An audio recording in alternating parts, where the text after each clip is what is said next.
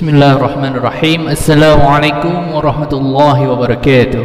Alhamdulillah wassalatu wassalamu ala Rasulillah wa ala alihi wa ashabihi ajma'in, amma ba'd. Alhamdulillah, hari ini kita dapat bertemu pada pembelajaran BTA atau pendidikan Al-Qur'an, yang dimana kali ini kita akan membahas bab ke-6 ya, yang dimana di sini masih membahas tentang makanan yang halal.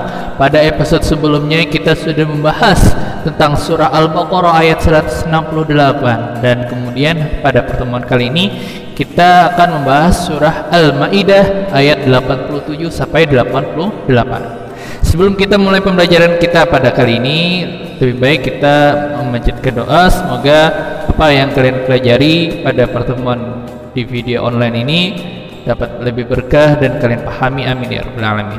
Amin ya rabbal alamin. Bismillahirrahmanirrahim. Alhamdulillahirabbil alamin. Wassalatu wassalamu ala asyrafil anbiya'i wal mursalin sayyidina maulana Muhammadin wa ala alihi washabbihi ajma'in.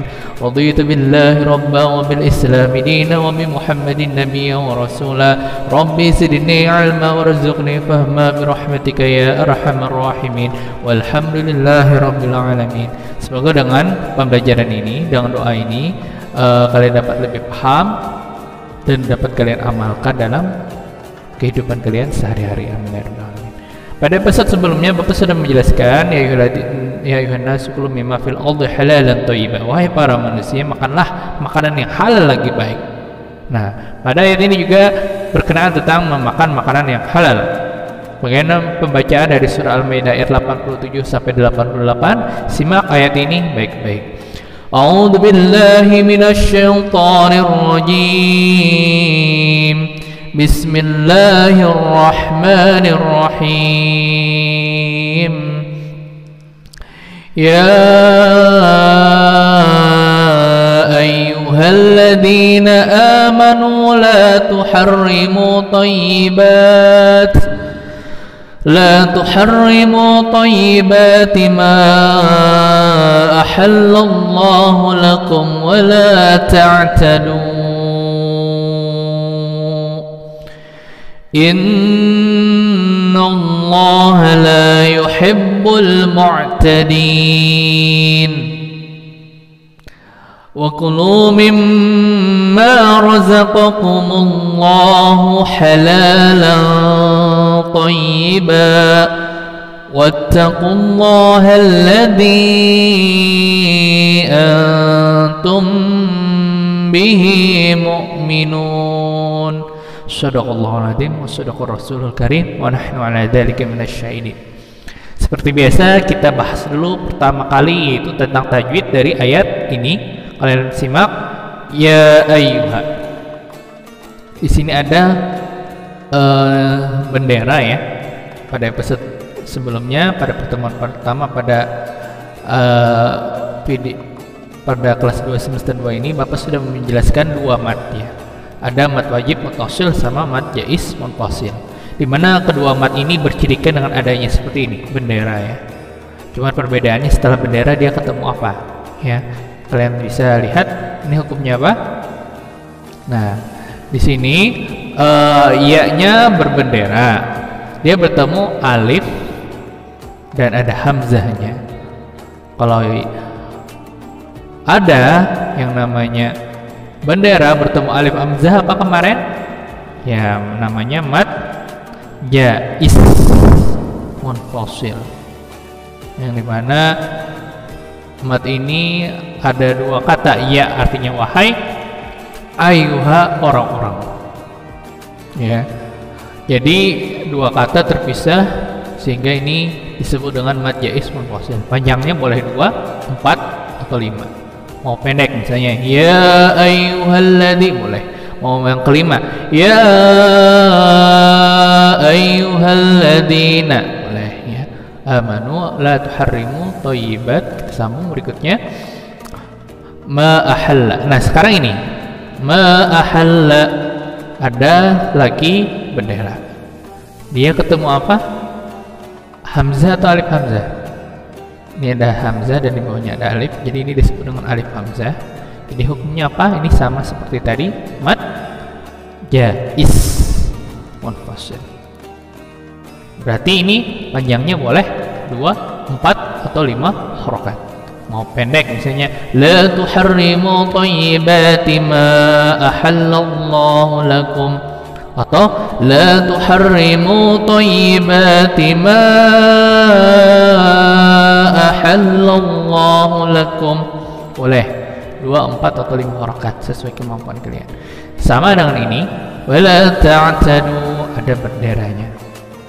Ini dilihatnya karena ini waqaf, ini sambungannya ke sini. Nah, alif hamzah atau hamzah. Nah, ini sama alif hamzah lagi, maka ini hukumnya mad jaiz munfasil ketika waqaf ya. Jadi boleh 2, 4 atau 5 harakat. Wala ta'tadu, boleh 5 atau disambung wala ta'tadu innallah, boleh 2 harakat ya. Kemudian la yuhibbul mu'tadin wa kulu mimma razaqakumullah. Nah, Bapak sedikit mengulang, ini ada lafaz Allah ya, berharakat dhammah di sebelum kata Allah. Ini lam apa? Lam tafkhim. Untuk lafaz Allah ini ada 2, ada lam tafkhim, ada lam tarqiq. Lam tafkhim apabila sebelum lafaz Allah berharakat fathah atau dhammah atau harakatnya adakannya di atas, maka dipertebal Allahnya. Razaqakumullah.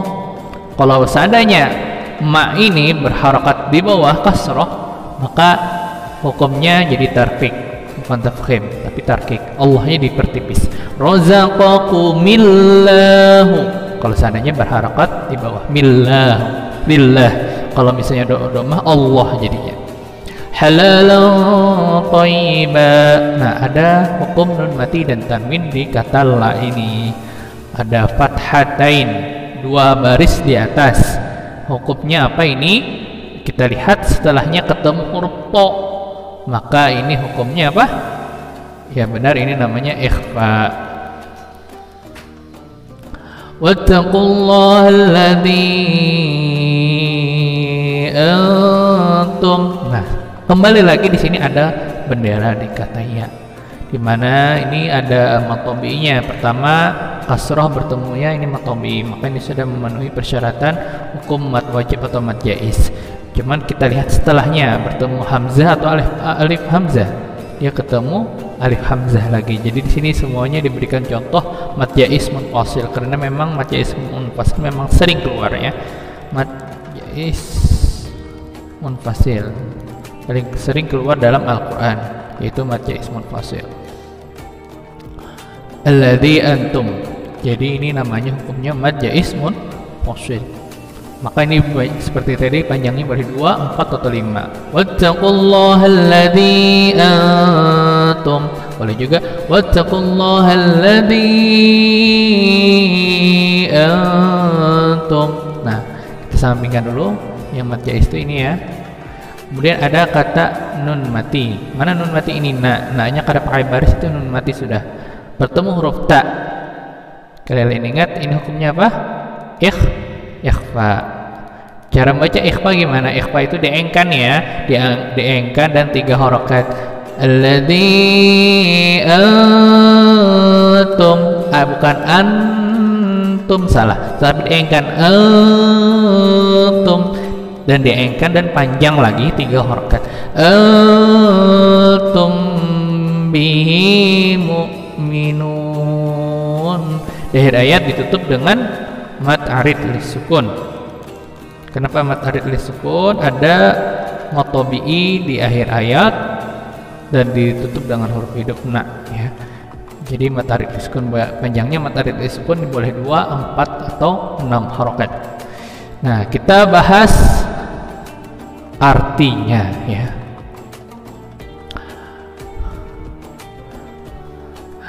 Hai orang-orang yang beriman, janganlah kamu haramkan apa yang baik yang telah Allah halalkan bagi kamu, dan janganlah kamu melampaui batas. Sesungguhnya Allah tidak menyukai orang-orang yang melampaui dan makanlah makanan yang halal lagi baik dari apa yang Allah telah rezekikan kepadamu, dan bertakwalah kepada Allah yang kamu beriman kepadanya.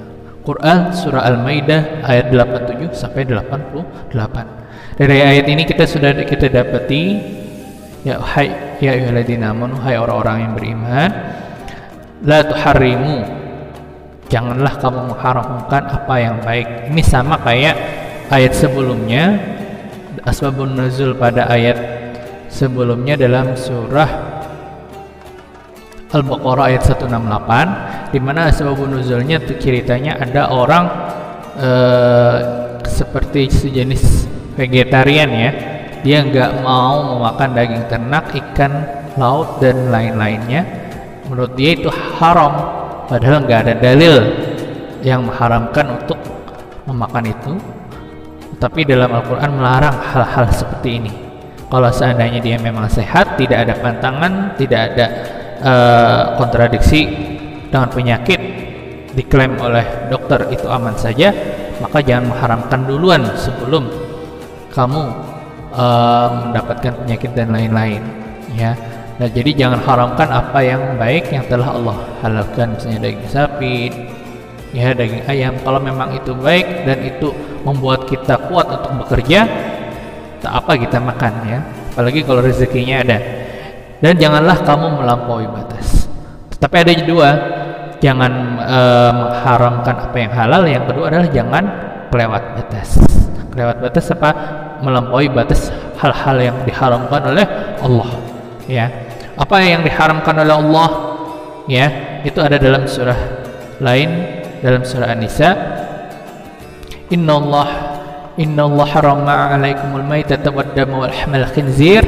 Sungguhnya Allah mengharamkan kalian untuk memakan bangkai, maitata bangkai, wad-dama darah, wal lahmal khinzir dan daging babi. Ya, itu adalah hal-hal yang dibatasi Allah. Makan saja apa yang baik di muka bumi, tetapi ada sesuatu yang diharamkan Allah. Innallaha harrama 'alaikumul maitata, kita diharamkan memakan bangkai, baik itu bangkai manusia ya, bangkai binatang ya, yang sudah menjadi bangkai itu diharamkan oleh Allah untuk dimakan ya, kecuali misalnya dari binatang-binatang yang ada di laut.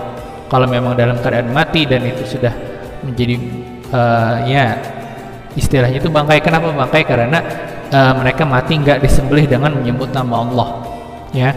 Kalau misalnya binatang ternak, kalau nggak sempat disembelih atas nama Allah, itu malah menjadi bangkai ya. Nah, tapi kalau misalnya binatang yang ada di laut seperti ikan, itu tidak perlu disembelih dengan menyebut nama Allah. Maka saat dia mati dan menjadi bangkai, itu tetap halal untuk dimakan, selama itu tidak menjadi bangkai yang sangat mengerikan, bahkan sangat menjadi ibaratnya itu sangat kotor, sangat mengeluarkan penyakit seperti mengeluarkan cacing-cacing dan lain-lain. Maka itu tetap haram, karena konsep halal di sini adalah halalan thayyibah, halal lagi baik, halal lagi menyehatkan ya. Halal baik dalam arti dia sehat untuk dimakan, sehat masih baik untuk dimakan. Nah, jadi jangan sampai kita melampaui batas tadi. Makan apa saja yang ada di bumi, tapi jangan sampai melampaui batas. Jangan memakai bangkai, jangan meminum darah ya, karena darah itu diharamkan. Dan yang terakhir adalah jangan memakan daging babi. Kalian tahu sudah itu daging babi ya. Nah, di mana ini adalah binatang yang khusus oleh Allah, itu tidak boleh dimakan. Sedangkan binatang-binatang lainnya seperti harimau, anjing, itu diharamkan karena binatang-binatang yang berkuku tajam ya, dan memiliki paruh taring ya.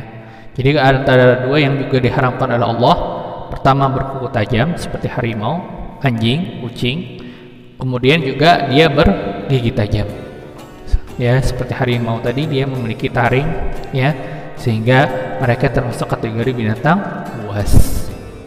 Nah, jadi itu juga diharamkan oleh Allah dalam hadis-hadis Rasulullah SAW. Jadi selama kita tidak melampaui batas-batas haram dan itu halal untuk dimakan, tidak ada larangan, maka makanlah apa yang dihalalkan oleh Allah. Jangan mengharamkan sendiri apa yang sudah dihalalkan oleh Allah. Dan makanlah makanan yang halal lagi baik dari apa yang Allah telah rezekikan kepadamu. Itu adalah rezeki kita. Dan bertakwalah kepada Allah yang kamu beriman kepadanya. Penjelasannya bagaimana menurut Ibnu Katsir, dengan kata lain, janganlah kalian berjalan bukan pada tuntunan kaum muslim.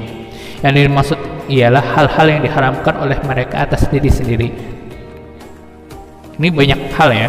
Contohnya wanita itu halal kalau kita nikahi, terus dia mengharamkan diri, nggak mau menikah dengan orang lain, nggak mau menikah dengan wanita, dan dia ibaratnya itu menyendiri, masalah ini menjomblo ya, nggak akan menikah, dia haramkan untuk menikah sendiri, itu juga diharamkan, padahal menikah itu sunnah. Kemudian yang kedua adalah makanan, mengharamkan suatu makanan, misalnya tadi memakan makanan daging dia nggak mau makan ya, seperti kaum pada sebelumnya.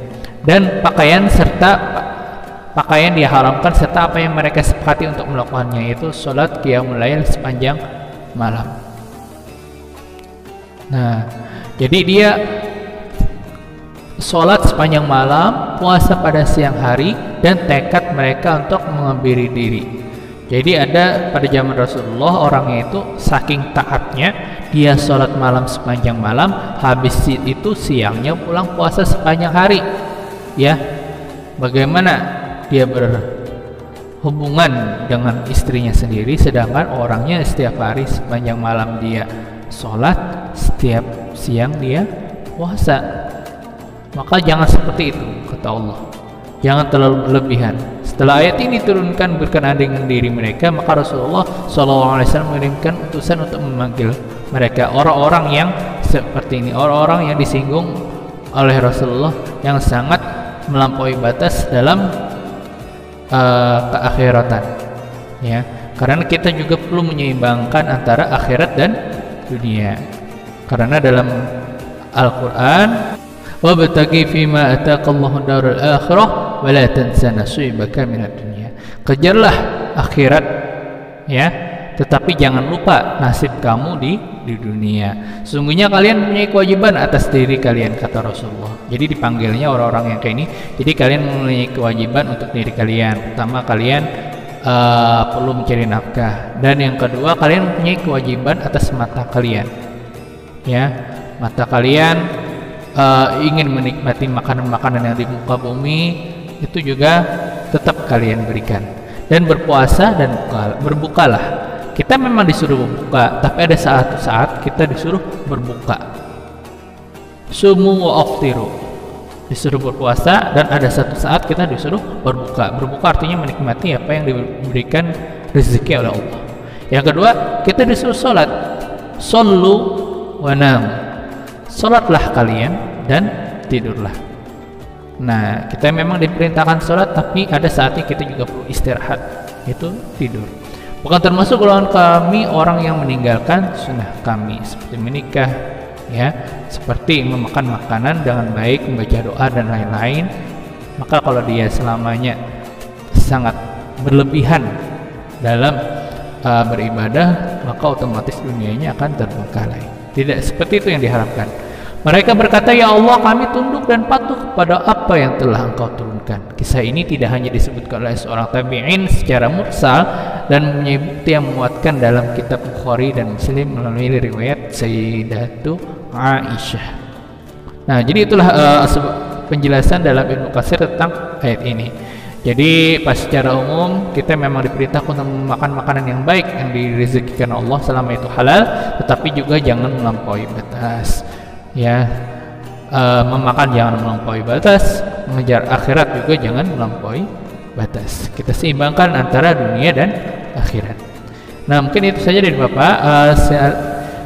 Silahkan kalian kerjakan tugas di samping ini ya. Kalian kerjakan di buku tulis dan kumpul di form pada di deskripsi pada video ini, di foto ya. Nah, kemudian juga jangan lupa kalian komen nama kelas dan sebut kata hadir untuk menandakan kalian hadir pada pertemuan kali ini. Mungkin itu saja dari Bapak. Salah kata mohon maaf. Wabillahi taufiq wal hidayah. Wassalamualaikum warahmatullahi wabarakatuh.